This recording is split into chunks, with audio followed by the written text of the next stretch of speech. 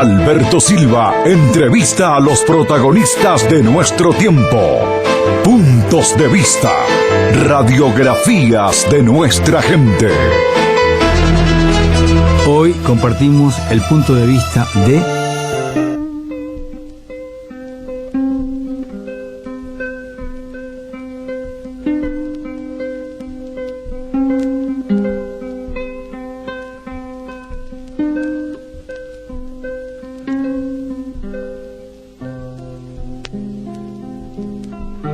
Eran 3 de madrugada,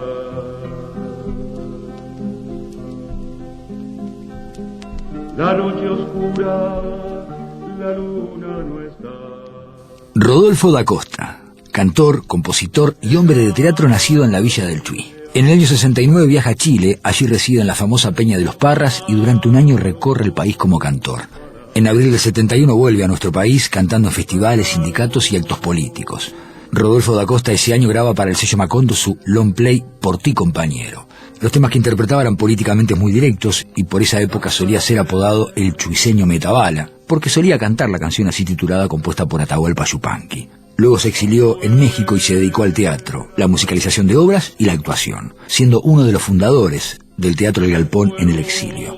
Al regresar a Uruguay siguió desarrollando actividades vinculadas al teatro como actor y como escenógrafo, incursionando también en el cine.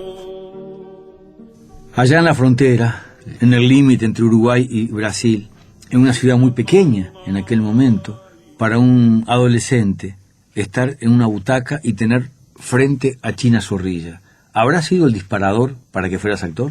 Y puede ser, Alberto, digo, porque tengo grabado eso en mi memoria. La China y Hugo Massa, en una fora azul de la Intendencia, haciendo un espectáculo en el Club Social, con sillas ahí, un espectáculo que hacía China que se llamaba 1, 2, 3, Hola, que estaba siempre en la cama, que lo hizo durante mucho tiempo, era brillante. Obviamente nosotros no sabíamos quién era la China Zorrilla. ¿Habías visto algo de teatro antes de esta obra? No, yo no había venido a Montevideo, había venido alguna vez de chico con mi madre. Y sí, en esa época la Comedia Nacional mandaba a los liceos, por lo menos al Liceo del Chuy llegó un actor, que no me preguntes el nombre porque no me acuerdo, estamos hablando tipo de la década del 50 probablemente, de la comedia, y daba clases, o sea, iba poner una vez por mes. Y ahí me acuerdo que los que nos interesaba, ahí él más o menos elegía, me acuerdo que hicimos Scarface, cara cortada. Y bueno, me tocó hacer un personaje, y bueno, ahí me empecé como a gustar eso. ¿Y la presentaron esa obra para los padres? No, era como un ejercicio. Él iba a dar como una especie de taller. Y en ese taller se montó eso. Después también ahí, no te olvides que fue una época en la que influyó mucho el folclore argentino. Claro. Yupanqui, Cafrune, los chalchaleros. También en la frontera con Brasil era el folclore argentino tan importante. Sí, vos sabés que sí. Mira. Yo me crié escuchando Cafrune, yo qué sé.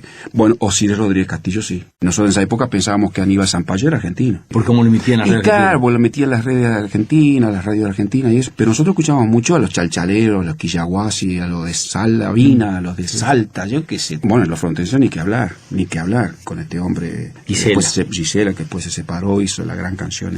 Canción con Todos. Canción con Todos. La canción de Armando Tejada Gómez, que la musicaliza en primera instancia. Exacto. ¿Y cómo era la vida cultural para aquel muchacho, niño, adolescente, en aquel Chuy tan lejano en el tiempo? Tú sabes que nosotros tuvimos una gran suerte en el Liceo de Chuy. Nosotros ahí tuvimos 2 profesores muy importantes. Uno, Jorge Calvete, profesor de plástica, terminó en México, trabajando en UNESCO. Y Jesús Perdomo, que había sido jesuita y era músico, daba clases de música y él era el que dirigía el coro. 2 hombres muy cultos. Entonces nosotros llegamos a hacer espectáculos, por ejemplo, con el coro, poniendo el coro en la isla del arroyo del Chuy. Iluminar todo el arroyo. ¿A qué de vanguardia? ¿Qué audaz? No, mira, la UTE llevó cables y se hizo una especie de cantata. Ahí había también un hombre que era guardadanero, excelente poeta, Roldán Martínez, que es el de Taipero, poeta salteño, pero que estaba como guarda aduanero en Chuy. Hizo toda una cantata a raíz de una historia de un hombre de la zona de Cebollatí que tenía como 90 años y agarró su caballo y se fue y murió, cayó de caballo muerto a muchos kilómetros de Cebollatí y lo trajeron por el río adentro de un cajón. Entonces, ¿qué hizo Roldán? ¡Qué historia! Hizo toda una cantata. Entonces terminaba apareciendo una canoa con un... Te estoy hablando del año 63, ¿eh? Hay una barranca en el Chuy, que ya no sé si existe, si te la barranca. Ahí estaba todo el pueblo sentado, porque lo hicimos de noche. Entonces aparecía con una llama, una canoa. Y estaba todo el pueblo. Un cajón. Estaba todo el pueblo. Claro. O sea, en esa época, ponerle que el Chuy tendría 2.500 habitantes. Habían 2.450. 2.400, estaba ahí. Toda esa composición. Nosotros, por ejemplo, teníamos cine club, iba gente del club de grabado a dar clases. ¿A dar clases al Chuy? Sí, sí. Llegamos a reproducir 2 años la Feria del Libro y Grabado. La primera frente al liceo y la segunda en la plaza del Chuy. O sea, había un movimiento cultural muy grande. Jesús Perdomo formó 2 grupos de canto, de folclore, que vinieron a Montevideo inclusive a tocar. Un tipo muy... Es decir, coincidió en el liceo. En ese momento, además, se había impuesto el plan 63, o sea, el famoso plan piloto. Estaba el plan 45 sí. Y después el plan 63, que tenía una visión distinta. Estaban las artes manualidades. Había toda una renovación que eso después era copiado de los franceses. Estoy pensando en voz alta, hemos retrocedido culturalmente. Pienso en el Chuy puntualmente. Yo pienso que sí. Pienso que sí porque yo te digo, bueno, acá cerca sí va gente a dar clases, pero en esa época, fíjate que la intendencia ponía el coche para ver a la China Zorrilla, que ya... Sí. Yo después me di cuenta cuando vine a Montevideo a quién había visto. No, pero Cine Club, grabado, la actividad que claro, contaste, y la en la enseñanza reforma. Claro, leíamos Marcha. Pero fruto de estos profesores y un director, Rafael Cordano, tipo muy abierto. O sea, coincidió ahí un plantel de gente. Nosotros pintábamos, yo empecé a pintar cuadros. O sea que antes que la música y antes que el teatro... Pintaba. La plástica. Pintaba ahí con... ¿Autodidacta? Autodidacta, con este profesor que iba cada 2 años iba a Europa y venía con cosas. Y ahí empezamos en la época del collage, posguerra, donde los plásticos empezaban a agarrar materiales y poner experimentar. Lo cual hoy ya eso está superado, ¿no? Pero en ese momento éramos... Era de vanguardia. Claro, poníamos telas, cosas, tierra, qué sé, y pintábamos con lo que encontrábamos, porque no teníamos plata, ¿no? A raíz de eso es que yo vengo a Montevideo, empiezo a hacer preparatorio de arquitectura. ¿Hasta qué edad te quedaste en el Chuy? Y yo estuve hasta terminé el liceo, 16 años. ¿Y había un grupo de muchachos de tu edad inquietos así como vos por sí, estaba Alsina, que era de Castillo, que terminó siendo director de la parte de cerámica de Bellas Artes. Estaba Techera, que está en Barcelona, un gran artesano. Este mismo profesor pintaba también y después le dio por la fotografía. Éramos todo un grupo que éramos los locos del pueblo. De ahí yo me vine a Montevideo. ¿Por qué eran los locos del pueblo? Y porque vos imaginate en el Chuy ese, sonando un domingo Gilbert Becó. Pasaba la gente por ahí que iba para el fútbol a ver a Peñarol y San Vicente y dice, están enfermos, ¿qué están escuchando? O María de Buenos Aires, Piazzolla, que no era tango. El Peñarol del Chuy, para que se entienda. Sí, Peñarol. No, para que se entienda. Claro, viste que en todos los sí, claro. Y San Vicente, que era el cuadro. Sí, me consta. Del Chuy. Además hacíamos exposiciones. Encontrábamos un lugar ahí, armamos. ¿Y la gente iba, Rodolfo? Y la gente pasaba, iba, la gente del liceo y la gurizada iba. Y éramos como los locos del pueblo. Y hacíamos en Castillo, hicimos en Rocha. En Castillo, me acuerdo que estrenamos el día que mataron a Kennedy. Ah, qué fuerte. Pues me acuerdo que habíamos montado la exposición con este profesor y estábamos en el club Juventud, me parece que se llama el Club del Castillo, y había un televisor en blanco y negro y pasaron la muerte de Kennedy. Por eso me acuerdo perfectamente. Los locos, pero no locos relegados, sino estaban integrados por lo que estás contando, en alguna medida. Sí, porque además jugábamos al fútbol, o sea que no éramos tipo intelectuales y que después jugábamos al fútbol. Y podían exponer, y tenían cierta posición oficial, a eso me refiero, no, estaban integrados. Tanto como oficial no, pero teníamos estos profesores que eran motivadores. Eran parte del Estado. Claro, eran parte del Estado, sí, sin duda. Eran muy motivadores, que eso siempre es muy importante en los pueblos, que haya alguien y en este caso era esta gente. ¿Y cómo siguió tu contacto, tu puente con el teatro? Bueno, pues después quiero detenerme en la música, claro, pero en el teatro. Vine para acá, estaba en Bellas Artes, estudiaba Bellas Artes porque de esa forma me conseguía una beca universitaria para poder vivir. Comía en el comedor universitario y hacía preparatorios de arquitectura en el IABA. En ese empecé a ver teatro. Vi 2 obras que me quedaron hasta el día de hoy marcadas. A ver.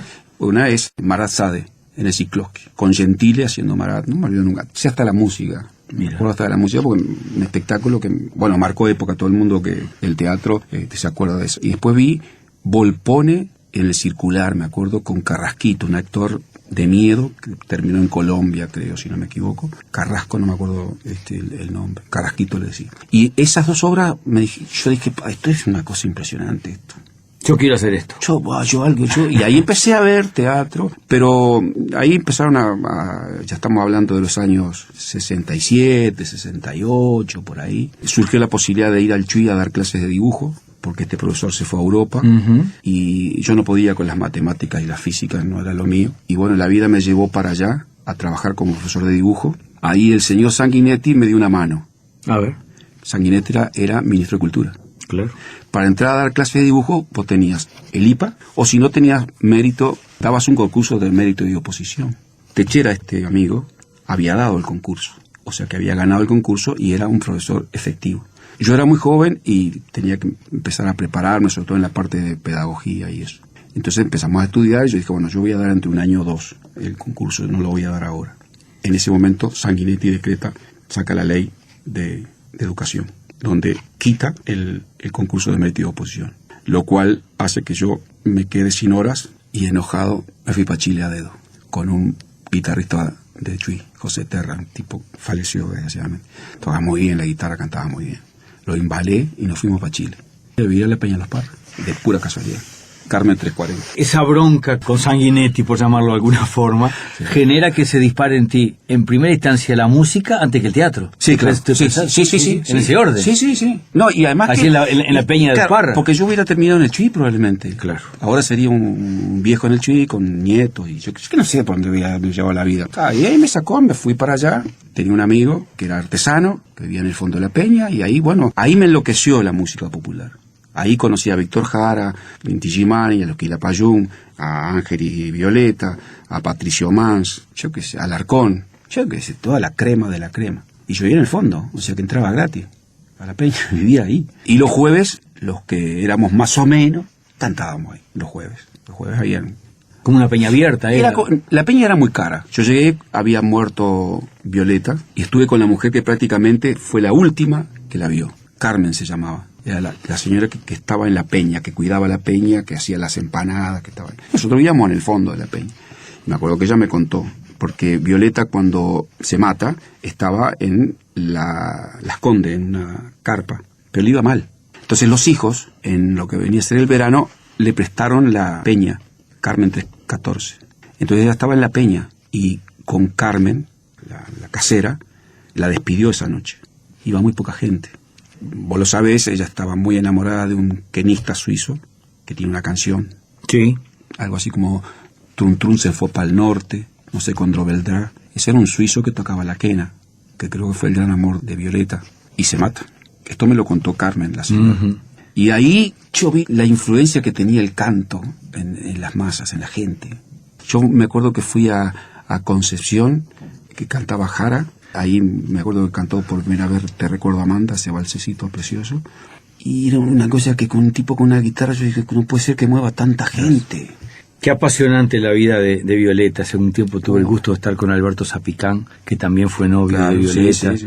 Ella le dedicó una canción, y hay quien dice que él tuvo que ver también con esa decisión fatal de Violeta. Sí. Qué vida conmovedora. Veo que para ti también fue muy fuerte. Sí, muy fuerte. Yo no llegué a conocer... No, pero igual no importa la influencia. No, estaba ahí. Estaba ahí. Estaba ahí, además tú ibas a las peñas y estaba Violeta, y lamentaba no haberla conocido, pero yo te digo... Indirectamente la conocí. Indirectamente la conocí. Y a través de sus frutos. A través de sus frutos y cosas. ¿Y cuándo te recordás cantando vos solo? Yo vengo de Santiago. La cosa se había puesto muy fea. Yo ya estaba militando y estaba cantando. Un par de universidades de Santiago estuve cantando. ¿Solo o acompañado? Solo con yo en mi guitarra. Y me empezaron a decir que se hablaba de que había un uruguayo, que yo qué sé, no sé qué. Entonces la cosa se estaba poniendo muy pesada. Te estoy hablando antes de que ganara Allende. Yo estuve cuando ganó Allende. El día del triunfo de Allende yo estuve. Estaba ahí, estamos en la peña. Mirá. Toda esta barra de gente. Qué fuerte. Y salimos para ahí. Víctor Jara salió en la fecha con Allende. Bueno, amanecimos alcoholizados en el cerro San Antonio, ahí, viste, yo qué sé, miles de chilenos. Y yo ahí me vine para acá, me dijeron que me tenía que venir, yo ya estaba militando, porque la cosa se iba a poner complicada. Ya había gente que veía. Entonces me vine para acá, pero me vine con esa cosa de los Parras, ¿no? De Ángel y toda esa gente, y ahí ya vine con canciones de Patricio Má, con canciones de Ángel y Isabel, algunas que yo componía, que me salían ahí, bueno, entonces ahí empecé a cantar acá. Pero ya empecé a cantar en una forma más o menos organizada, ¿no? Ya, pero ya en el circuito político era todo ese. Sí. Yo en ese momento ya pertenecía a un movimiento ahí, que era el Movimiento por la Tierra, y bueno, me dijeron, bueno, vos tenés que cantar, vos tenés que cantar. ¿Te acordás cuál fue la primera actuación tuya aquí en esa vuelta de Chile? ¿En qué lugar fue? Pues es que si no me equivoco fue en el Platense. En el Platense. Pues es que si no me equivoco fue en el Platense, que yo hacía de telonero, obviamente. Ahí tocaba Biglietti, los Olimareños, los cuales tengo el gran honor de haberlos conocido a todos, bastante, ¿no? Digo, a Daniel, a Alfredo también lo conocí bastante, pues lo conocí, nos cruzamos en México, al Zabalero cuando vino por primera vez acá, yo que sé, a Numa cuando recién grabó su primer disco, a Tabaré Echeverri, toda esa gente, ¿no? Digo, éramos, bueno, estaba la Feria del Libro, que era un convocante de todo esto. ¿Y el disco en qué marco sale tu disco? El disco sale ahí, había sacado Tabaré, había sacado Macondos, el sello, Tabaré había sacado un disco, el Numa sacó su primer long play ahí, entonces Firpo se llamaba el uruguayo, el gerente era un chileno, entonces Firpo un día me ven en la Feria del Libro, fui muy amigo de Nancy Bacelo, fui muy amigo, cantábamos en lo que era el estacionamiento de la Intendencia, ahí se hacía ella armaba un escenario, ahí estaba Washington con un dúo que tenía, ahí nos hicimos amigos con Washington, y bueno, Firpo me escucha y me dice, no te vas a grabarlo, vamos a grabar algo, tenemos un sello ahí que es justamente para la gente joven, y ahí nos fuimos a Sondor, y grabamos con un gran hombre de las grabaciones que era el Conde, le decían el Conde, después se lo llevó la RCA a San Pablo. Fue un disco que, bueno, primero duró muy poco, porque yo caí preso y allanaron el sello y se llevaron todo. En esa época se matrizaba, ya cuando había cierto nivel, se matrizaba en Buenos Aires. Si matrizabas acá, según el Conde, era como hacer torta frita, más o menos. O sea que la grabación estaba bien, pero pasaba el matrizado. Y este disco, la verdad, es un disco que no está bien. Yo soy bastante crítico de mí, digo, no es un disco. La grabación estaba bien, me acuerdo que fue Rubén Castillo, el día que lo terminamos fue, y él estaba haciendo Discodromo. Me dijo, este disco lo presentamos en Discodromo, me dijo. Mira. Ahí lo conocí a Castillo por primera vez. Atrás de un vidrio como estaba ahí con el Conde, y después cuando escuchamos con el Conde dijimos, no te puedo creer. Porque claro, ahí es donde se desfasaba todo. ¿Y cómo te metes después en el teatro? Bueno, pasan los años, con la libertad. Claro, yo empecé a arrimarme al Teatro Circular, que era viste que nosotros los uruguayos somos muy, si sos de Peñarol estás en contra de Nacional. Sí.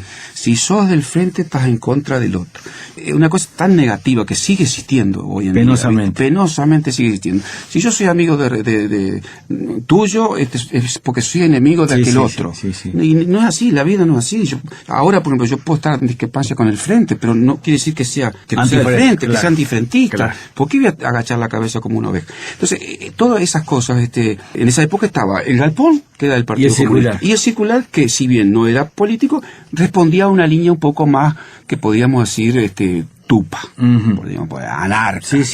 Y hacía un teatro, bueno, en la época de Curi. Entonces yo empecé a arrimarme ahí a los Reinos, cual tengo el honor de ser, fui muy amigo de ellos. Ahí empecé, y ahí había un gran profesor de arte escénico, y me dice, ¿por qué no venía a hacer teatro a la escuela? ¿Ay, qué año hablamos? Y ahí estamos hablando del año 74. Yo había estado 2 años preso. ¿Y tuviste cuánto tiempo en esa movida? 2 años, no llegué a terminar porque me tuve que exiliar. ¿Te fuiste para? Me fui a México. Yo estaba bajo fianza, había salido bajo fianza, éramos los que habíamos sido procesados por la justicia civil. Antes, yo caigo en la peor época del MLN, en el 72, mayo del 72. O sea que nos procesan antes de la dictadura. Entonces nosotros estábamos con una libertad bajo fianza, teníamos que ir todos los lunes a firmar, no podías salir para ningún lado, tenías que avisar a la jefatura que ibas al Chuy, por ejemplo, llegaba al Chuy, tenías que ir a la comisaría, si llegué, voy a la casa de mis padres y me vuelvo dentro de 3 días. Cuando te volvías tenías que ir, firmar, y volvías acá, llegaba a la jefatura y decía, acabo de llegar. Y allá en México el encuentro con el Galpón. Cuando las papas empiezan a quemarse, y estaba ya salada la cosa, y todos los que éramos este montón de compañeros, que éramos muchos, estaban en las mismas condiciones, las veíamos feas, porque saltar para Buenos Aires estaban matando gente, saltar para Brasil, y estábamos sin documento. Entonces en ese momento, por esos azares de la vida, Mi hermana conoce el agregado cultural de la Embajada de México en la Española, y a raíz de eso yo logro meterme en la embajada, en una situación bastante jodida, porque no sé cómo hice para saltar casi 2 metros una verja. Bueno, ahí entro a la embajada, ahí estaba Rubén Yáñez, estaba Braidó, y me invitan. Y el tiempo pasa, te pegas la vuelta y seguís en el teatro. Claro, cuando vuelvo, sigo el teatro, pero ¿qué pasa? No viví del teatro acá. Uh-huh. Yo vengo con mi compañera, con 2 hijos, sí, el circular me lleva, porque si tu vos sos de acá, vení para acá, me echaron una mano bárbara, fui jefe técnico ahí, pero económicamente... Y yo me reencuentro contigo una noche siendo tu guarda de un ómnibus de Cupsa, pero no en una línea regular, sino en esa memorable obra Barro Negro. Creo que todavía sigue. Sigue todavía. Creo es que un todavía récord. sigue. Es una cosa insólita, Sí, insólito. Estuve con su autor, un venezolano, hace años, que me decía que no entendía por qué esa obra en Uruguay, no pasó en Venezuela, no pasó en ninguna parte en toda América, tiene esa pegada, ese éxito. Sí. Es la magia de la comunicación del arte. Y creo que una gran virtud de Marcelino, porque Claro. yo no la quería hacer. Yo dije, Marcelino, ¿qué vamos a hacer? ¿Una obra de un ómnibus? Es un mamarracho. No, o sea que la verdad, eso fue la visión de Marcelino. En el cierre de la charla, Sí. te pido que compartas con nosotros una canción que por algún motivo a lo largo de tu vida haya sido importante. Una tiene que ser que te traiga algún recuerdo fuerte de cualquier tenor y nos cuentes por qué. A mí me viene hacia la cabeza a Desalambrar. Porque yo a Biglietti lo conocí en el Chuy, tocando la guitarra, viniendo por el Sodre, tocando la guitarra y cantando canciones folclóricas. Un disco que tiene él que está parado con la guitarra abajo. Ah, sí. El primer disco, creo. Y ahí lo conozco a él. Lo escucho. Y uno se quedaba prendido. Biglietti era un tipo que te dejaba pasmado, no solo cómo tocaba la guitarra, la fuerza que tenía sin gritar, cantando. La fuerza que tenía. Entonces, me acuerdo que cuando sale a Desalambrar, a mí fue una canción que me marcó. Me marcó.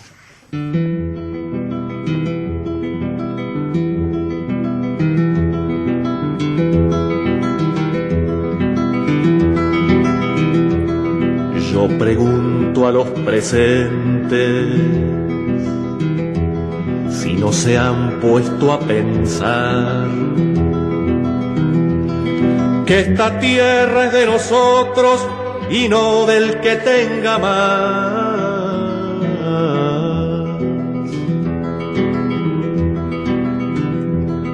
Yo pregunto si en la tierra nunca habrá pensado usted que si las manos son nuestras, es nuestro lo que nos dé. A desalambrar, que la tierra es nuestra, es tuya y de aquel, de Pedro y María, de Juan y José.